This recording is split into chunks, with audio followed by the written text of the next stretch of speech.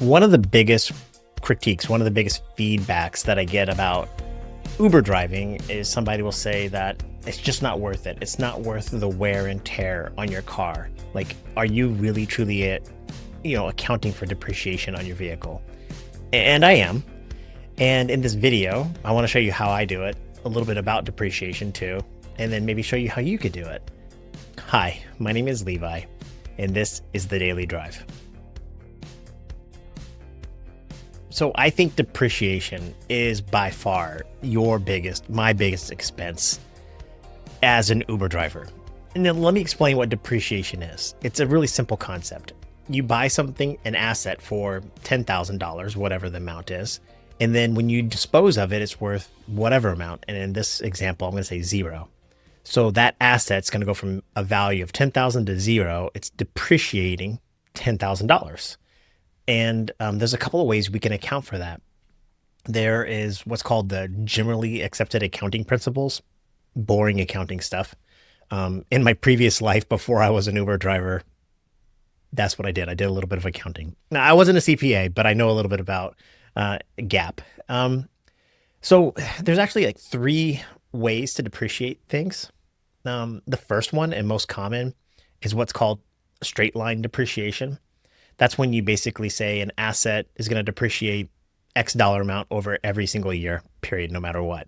It's a very simple way to account for depreciation of the asset, and that's pretty common. The second way to do that would be what's called accelerated depreciation. This is more of like a tax strategy where you account for higher depreciation in the beginning of the life of the asset for you. And then slowly but surely over time, that depreciation is less and less. And then the third way to account for depreciation would be what's called units of production. And that's the method that I use. Let me explain. So I'm going to go through my numbers here. I purchased my Tesla for $38,500. And I think when I get rid of it at 200,000 miles, roughly however long it takes me to get there, it's going to be worth about $8,500. So it's going to depreciate $30,000 over 200,000 miles. Now that's unit of production depreciation. It's pretty simple, right? So basically I take the $30,000 of depreciation, divide that by the number of miles, so 200,000 miles. That gives me a depreciation of 15 cents per mile. So that means when my car is at 200,000 miles, whether I get there in 5 weeks or I get it there in 8 years, it doesn't matter how long it takes me to get to 200,000 miles, my car is going to be worth $8,500. Does that make sense? So it's depreciating 15 cents every mile. Now, the straight line method would be something like this. I bought the car for $38,000. It's going to be worth $8,500. So it's going to depreciate $30,000, but over 4 years. So every year it's going to depreciate roughly $7,500. So every year I say, okay, $7,500 is a depreciation.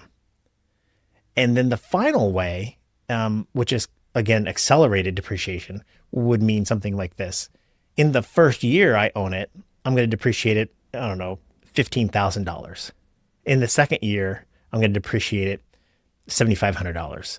And in the third year and fourth year, I'm going to depreciate it $3,750. Those, the straight line and the accelerated work really well when I'm using depreciation for tax purposes. But I'm not. I'm using miles, the government mileage rate for my tax deduction. So that accounts for depreciation.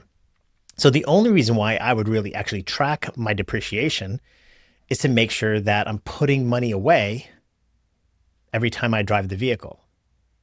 So let me give you some actual numbers here. I've driven my car right at 115,000 miles in 19 months. A lot of miles, a lot of miles. Again, I'm a full-time Uber driver.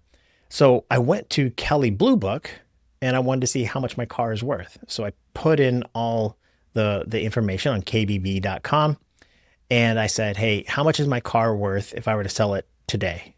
And they said it's worth $19,000. And that's basically the kind of when the car's in poor shape, is at 115,000 miles. My Tesla Model Y long range is worth $19,000. So that means my car has depreciated 19,500. And if I were to take that by the number of miles that I've driven, 115,000 miles, that means my car has depreciated roughly 16.9 cents per mile, 17 cents per mile. I've used it. And I've been using the units of production method, which means my car has been depreciating at 15 cents. I'm calculating that. Now, why does all that matter? Well, that means if I were to sell my car today, and I've been Uber driving in that vehicle for all that time, I should have in the bank account $19,000, 19,500, or yeah, 19,500. That's what I should have in the bank account. That means every week when I go out and Uber drive, Uber is going to pay me, let's say, $1,000. And during that time period, I accumulated $150 in depreciation. Now, that $1,000 went into my account. If I go off and spend that money and then I sell my car, I've lost that $150. But by accounting for depreciation and putting that into a savings account, I'm earning a little bit of interest, not much. But also, when it's time for me to buy my next car, I have that money available. That's what accounting for depreciation does for me. So it's a real simple thing. And there's a lot of different ways you can do it. Again, you can do straight line depreciation, you can do accelerated depreciation. I sincerely recommend units of production. And it's a very simple calculation. All you have to do is figure out your car's value when you purchased it, then what you think your car is going to be worth when you dispose of it. So even if your car is worth $500 to a junkyard, you account for that. You buy a car for, let's say, $10,500, and it's worth only $500 when you dispose of it, and you're going to put 100,000 miles in that car during that time period. Let's say you bought it at 150,000 miles, and you're going to get rid of it at 250,000 miles. That 100,000 miles, the 10,000 divided by 100,000 miles, means car's going to depreciate 10 cents every mile. So when you get rid of that car, if you've been properly accounting for it, that money should go into your bank account. You should have that money ready to buy the next car. So Uber is paying, you're accounting for the cost, the wear and tear in your vehicle. That's kind of why I don't care about wear and tear. I account for it. I put that money in my account. Now, if I spent that money and in a year or two, when I go to buy another vehicle, I haven't been saving that money, yeah, it's going to be really painful. It's going to be really expensive. But if I've been saving that money, I've been counting for it, it doesn't matter. Does that make any sense? I hope it does. I really, I like accounting. I like spreadsheets. It's a fun thing for me. But I know it can be a pretty boring subject. So I want to make sure that I do my best to explain it. So that's my recommendation. Account for depreciation. Even if you have a car that you think is fully depreciated, you bought it really, really cheap, and you're like, oh, your car is still going to depreciate. Unless you bought that car for $500 and you plan on disposing it for $500, account for that. Put that money away, save it. Make yourself earn the money to pay for the use of your vehicle, the wear and tear in your vehicle.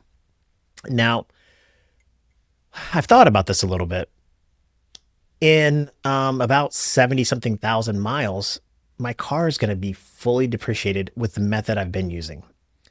So I thought to myself, like, when should I get rid of my Tesla? So once I hit 200,000 miles, if my car is worth more than 8,500, should I trade it in?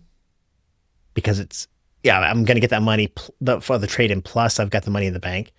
Or should I, drive it until it's 300,000 miles, till it goes into the ground? You can keep accumulating that depreciation. Try to maybe change the disposal to $500 and then get that other $8,000 earned. There's a couple of different ways to account for it. I don't know. It gives me options. But because I'm accounting for it, regardless of taxes, it has nothing to do with taxes. It's just everything to do with my own personal income and what I do with the money. If every week I take that calculation for depreciation and say, this is how much my car's depreciated, and I put it away in a bank account, I got some options. And you can do the same thing for fuel, maintenance, anything. So you could say, hey, each week I know I'm going to have $50 in recurring cost for my cell phone, whatever it is. put $50 away. I know that my car has about 4 cents per mile in maintenance. That means oil changes, brakes, new tires, whatever it may be. Take those 4 cents, however many miles you drove, and put that away. And then only pay yourself. Take the money out of that bank account, whatever account it went into, and then pay yourself the balance after you take off all of your expenses.